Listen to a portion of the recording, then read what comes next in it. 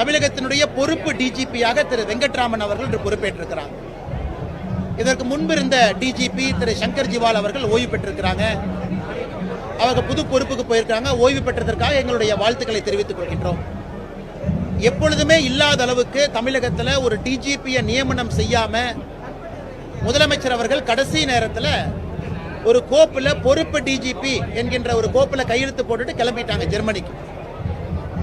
UPSC supreme கோர்ட்டினுடைய guideline படி ஒரு DGP பொறுப்பேற்ற பிறகு குறைந்தபட்சம் 2 ஆண்டுகள் அந்த டிஜிபி கொடுக்கணும். ரிட்டையர் ஆகிறதுக்கு 6 மாதம் இருக்கும் பொழுது மாநில அரசு ஒரு பட்டியலை தயார் செய்து யூபிஎஸ்சிக்கு அனுப்பணும்.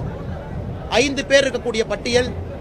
யூபிஎஸ்சியிலிருந்து 3 பேர்த்த தீர்மானம் செய்து மாநில அரசுக்கு அனுப்பி வைக்கும். முதலமைச்சருக்கு 3ல் யாரு வேண்டுமானாலும் டிஜிபியா நியமனம் செய்வதற்கு அதிகாரம் இருக்கு. இது உச்சநீதிமன்றம் 2010 இதை வரைமுறைப்படுத்தியிருக்கிறார்.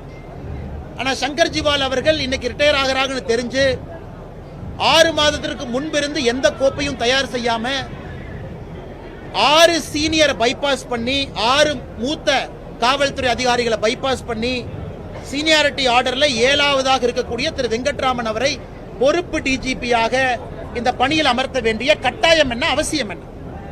இதனால 6 ஐபிஎஸ் அதிகாரிகளுக்கு சீனியாரிட்டியில பிரச்சனை வருது. குறிப்பாக சீமா அகர்வால் அவர்கள், சந்தீப் ராய் ரத்தோர் அவர்கள், அபய்குமார் சிங் அவர்கள், வன்னிய பெருமாள் அவர்கள், ராஜீவ் குமார் அவர்கள், பிரமோத் குமார் அவர்கள், இவங்க எல்லாமே 6 பேர் இதுக்கு மேல இருக்காங்க. ஆனால் இன்னைக்கு தமிழகத்தினுடைய பொறுப்பு டிஜிபி காலையில அந்த பொறுப்பேற்கக்கூடிய விழாவில் 8 டிஜிபி பங்கேற்கல. 8 டிஜிபி பங்கேற்கல. அவருக்கு மேல சீனியாரிட்டியில் இருக்கிற 6 பேரும், அவருக்கு கீழே இருக்கிற 2 பேர் 8 டிஜிபி புறக்கணித்திருக்கின்றார்கள். எப்படி காவல்துறையில சட்டம் ஒழுங்கை நம்ம காப்பாற்ற முடியும்? காவல்துறைக்குள்ளேயே சண்டை ஏற்படுத்தி, காவல்துறைக்குள்ளேயே பிரச்சனை ஏற்படுத்தி, காவல்துறைக்குள்ளேயே அதிகார போட்டியை முதலமைச்சர் கொண்டு வந்ததன் காரணமாக காவல்துறை நண்பர்கள் பலம் இழந்து நிற்கிறாங்க. சமீபத்தில் வந்த ஆய்வறிக்கை உங்களுக்கு தெரியும். இந்தியாவில் 31 மாநகரத்தில் ஆய்வு பண்ணாங்க மத்திய அரசு அமைப்பு. அதுல சென்னை 21வது நகரமாக இருந்திருக்கிறது. அதாவது பெண்களுக்கு பாதுகாப்பு இருக்கக்கூடிய நகரமாக NARI 2025 அமைப்பு நடத்தியிருக்கக்கூடிய ஆய்வறிக்கையின்படி சென்னை மாநகரம் 31 நகரத்தில் 21வது நகரம் தான் பாதுகாப்பு. 6 பெண்கள் 6% 100க்கு அவங்க மட்டும்தான் மிக பாதுகாப்பாக இருக்கின்றோம். 46 பேர் பாதுகாப்பா இருக்கிறோம். 48% பெண்கள் நாங்க பாதுகாப்பாவே இல்லைன்னு சொல்லியிருக்கிறாங்க. இதையெல்லாம் திமுக அரசு வெட்கி தலைகுனியணும். இந்த லட்சணத்துல காவல்துறைக்குள்ள சண்டையும் பிரிவினைவாதத்தையும் ஏற்படுத்தி எடுத்திருக்கக்கூடிய முதலமைச்சர் மு.க. ஸ்டாலின் அவர்களுக்கு கடுமையான கண்டனங்கள். எங்களை பொறுத்தவரை இது இல்லீகல். பொறுப்பு டிஜிபி என்கின்ற பொறுப்பே இது ஒரு இல்லீகலான வேலை. சட்டத்தில் இதுக்கு இடம் கிடையாது. அதனால் உடனடியாக இதை மாற்றி போர்க்கால அடிப்படையில் யூபிஎஸ்சிக்கு 5 பேர் லிஸ்ட் அனுப்பி யூபிஎஸ்சி கொடுக்கிற 3 பேர்த்துல ஒருவரை தமிழகத்தினுடைய டிஜிபியாக அறிவிக்கணும். இல்லை என்றால் இந்த அரசு போலீஸ்லயும் அரசியலை கலந்துவிட்டு நஞ்சை பாய்ச்சி பொதுமக்களுடைய பாதுகாப்புக்கே பிரச்சனை ஏற்படுத்தி கொண்டிருக்கின்றார். அண்ணா டிஜிபி இன்சார்ஜ் இல்லைன்னு நான் சொல்ல வரலீங்கண்ணா. டிஜிபி இன்சார்ஜ் எப்பவுமே எலெக்ஷனுக்கு முன்னாடி போடுவாங்க, ஒரு அரசு வெளியே போகும்போது போடுவாங்க, புதிதாக அரசு வந்ததுக்கு அப்புறம் அதை வரைமுறைப்படுத்துவாங்க.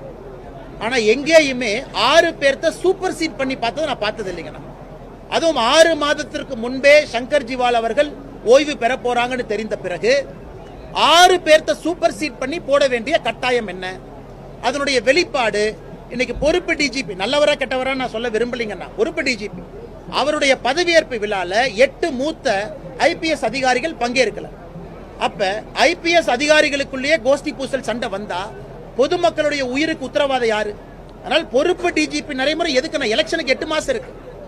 இன்னைக்கு அவங்க 6 மாசம் முன்னாடி ஃபைல் அனுப்பிச்சிருக்கணும். இவங்களாம் முடிவு பண்ணிட்டாங்க முதல் 3 டிஜிபிக்கள் திமுகக்கு எதிரானவங்க, ஏன்னா நம்ம ஆளுகளை அரெஸ்ட் பண்ணிருக்காங்க, இவங்க ஆகாது இவங்க ஆகாதுன்னு எல்லாத்தையும் கழிச்சு கடைசியா 7ஆவதா இருக்கிற தூக்கி போட்டிருக்காங்க. இதை வன்மையாக கண்டிக்கின்றோம். முதலமைச்சர் பதில் சொல்லணும். சரி, சங்கர் ஜிவால் அவங்க ரிட்டையர் ஆயிட்டாங்க. தமிழகத்துல தீயணைப்பு துறைக்கு புதிதாக ஒரு பதவியை உருவாக்க வேண்டிய கட்டாயம் என்ன? எதுக்காக உருவாக்குறீங்க? எதுக்காக பதவி உருவாக்குறீங்க? ஏன் இன்னைக்கு இருக்கக்கூடிய தீயணைப்பு துறையினுடைய டிஜிபி சரியில்லையா?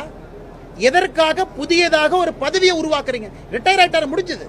கடைசி நாள் ஃபேர்வெல் பரேட் கொடுத்தாச்சு, எல்லா அதிகாரிகள் நன்றி சொல்லியாச்சு. அந்த ஒரு அதிகாரி என்ன ஸ்பெஷலா? அந்த ஒரு அதிகாரிக்காக ஒரு தனி துறையை உருவாக்கி, அந்த டிஜிபி ஃபயர் சர்வீஸ்க்கு மேல ஒரு துறையை உருவாக்கி, இது இந்தியாவில் எங்கேயுமே இல்லாத அநியாயம். இருக்கிற டிஜிபிக்கு ரிட்டையர் ஆன பிறகு ஒரு துறை, அந்த டிஜிபி பொறுப்புக்கு 6 பேர்த்த சூப்பர் சீட் பண்ணி பொறுப்பு. இதை எப்படி பொதுமக்கள் பார்ப்பாங்க?